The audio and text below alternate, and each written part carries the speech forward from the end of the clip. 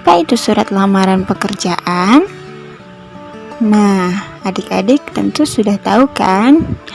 Surat lamaran pekerjaan adalah surat permohonan yang dibuat oleh pelamar pekerjaan untuk kemudian dikirimkan kepada badan usaha atau instansi untuk mendapatkan pekerjaan atau jabatan sesuai dengan kebutuhan instansi tersebut. Nah, adik-adik, surat lamaran pekerjaan memiliki prinsip-prinsip. Di antaranya yaitu yang pertama, terarah.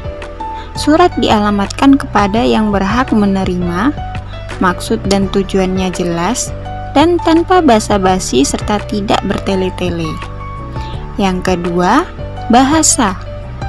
Bahasa yang digunakan adalah bahasa yang baik, benar, dan baku. Kalimat yang digunakan sederhana dan mudah dipahami. Gaya bahasa merendah tetapi tidak menunjukkan rasa rendah diri. Pelamar menyebut dirinya dengan kata ganti saya, bukan aku, kami, dan menyebut pejabat atau pimpinan kantor perusahaan atau instansi dengan sapaan bapak atau ibu, dan bukan saudara atau saudari. Surat lamaran kerja memiliki sistematika. Penulisan surat lamaran kerja terbagi atas beberapa bagian, yaitu bagian pembuka, bagian isi, dan bagian penutup.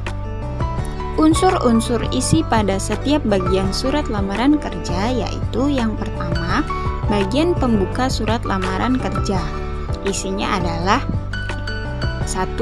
Nama kota dan tanggal pembuatan surat. 2. Lampiran dan perihal. 3. Alamat surat atau alamat yang dituju. Dan yang keempat, salam pembuka. Selanjutnya yang kedua adalah bagian isi surat.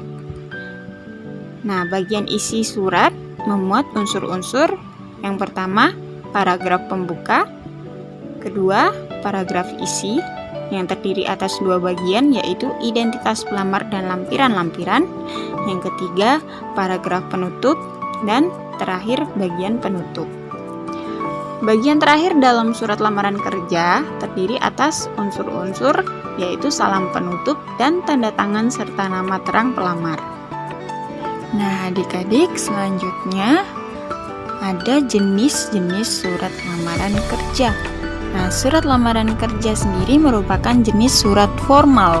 Keformalan surat lamaran kerja dapat ditandai dari informasi mengenai sumber awal informasi tersebut. Nah, berdasarkan jenis pembuatannya, surat lamaran kerja dapat dikelompokkan menjadi dua jenis sebagai berikut.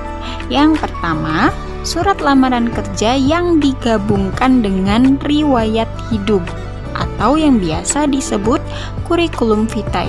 Pada cara ini, riwayat hidup termasuk isi surat karena isinya berupa gabungan.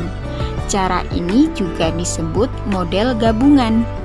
Yang kedua, surat lamaran kerja yang dipisahkan dari riwayat hidup. Pada cara ini, riwayat hidup merupakan lampiran dan cara ini sering disebut model terpisah.